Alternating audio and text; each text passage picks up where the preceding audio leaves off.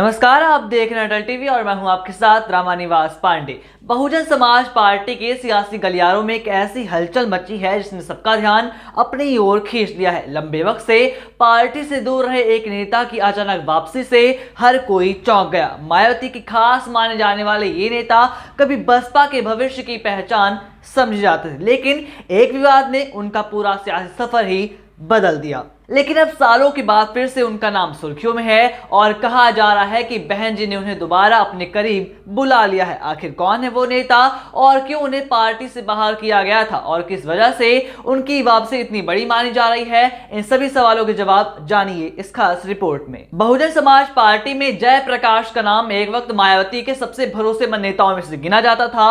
गाजियाबाद से ताल्लुक रखने वाले जयप्रकाश बसपा के नेशनल कोऑर्डिनेटर तक बन गए थे और पार्टी में उनका कद बेहद ऊंचा था। लेकिन साल 2018 के एक बयान ने पूरा राजनीतिक करियर ही हिला दिया। आपको बता दें कि लखनऊ में पार्टी मीटिंग के दौरान उन्होंने राहुल गांधी को लेकर एक ऐसी टिप्पणी कर दी जो बहन जी को नागवार गुजरी। मायावती अपने सख्त अनुशासन के लिए जानी जाती हैं और उन्होंने बिना देर किए जयप्रकाश को तत्काल प्रभाव से पार्टी से निष्कासित कर दिया। यह फैसला पार्टी के अनुशासन की मिसाल तो बन गया, लेकिन जयप्रकाश के लिए सबसे बड़ा ये एक झटका था। वो कभी बसपा के भावी नेतृत्व का चेहरा मान जाते थे और एक पल में पार्टी से ही बाहर कर दिए गए।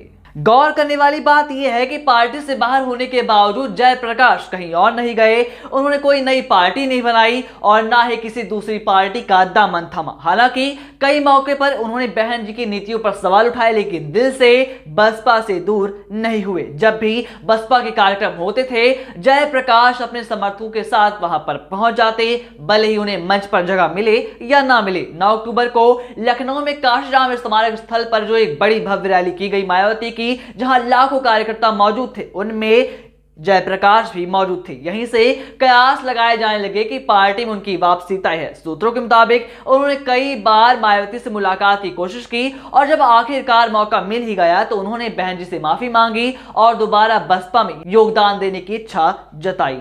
आखिरकार मायावती ने जयप्रकाश को माफ कर दिया और उनकी पार्टी में वापसी का रास्ता भी खोल दिया। बताया जा रहा है कि दिल्ली में मायावती से हुई मुलाकात के दौरान सतीश चंद्र मिश्रा भी वहां मौजूद थे।